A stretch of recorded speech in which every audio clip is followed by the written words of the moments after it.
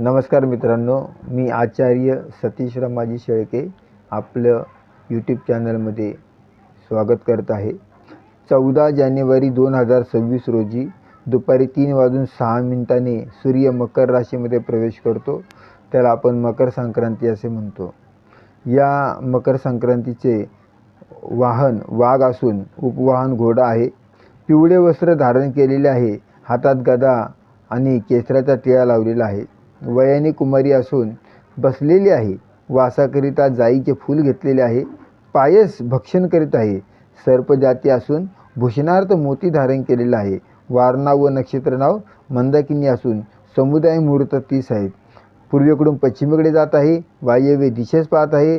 संक्रांतीच्या पर्व काळामध्ये दात घासणे, कठोर बोलणे, वृक्ष गवत तोडणे, गाई म्हशीची धार काढणे आणि कामविषय सेवन ही कामे करू नयेत।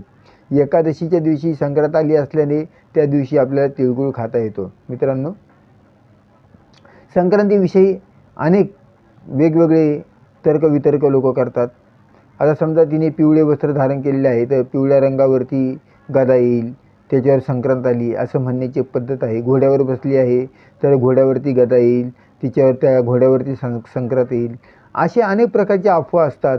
किंवा की समजा पिवळं वस्त्र तिने धारण केलेलं आहे तर पिवळ्या प्रकारच्या सगळ्या वस्तूंवरती संक्रांत आलेली आहे आणि ज्या दिवसावरती ती आलेली आहे त्या दिवसावर संक्रांत आलेली आहे।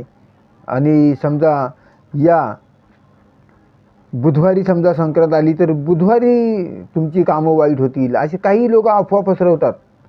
या अफवा आहेत, ह्या अफवा पसरू नये यासाठी जनजागृतीसाठी हा व्हिडिओ बनवलेला आहे।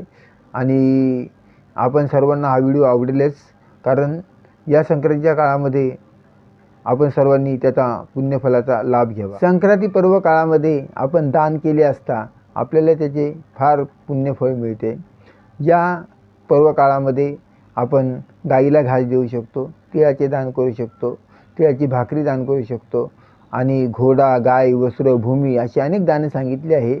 मात्र कलियुगामध्ये हे शक्य नाही। आपण आपल्या हातून निदान गाईला घास दिला आणि शेजारी पाजारी तिळगुळ जरी वाटून एकमेकाला आलिंगन दिले तरी संक्रांत आपल्यासाठी एक चांगलं पर्वकाळ आणि पुण्यफल प्रदान करते, असं आपण समजूया।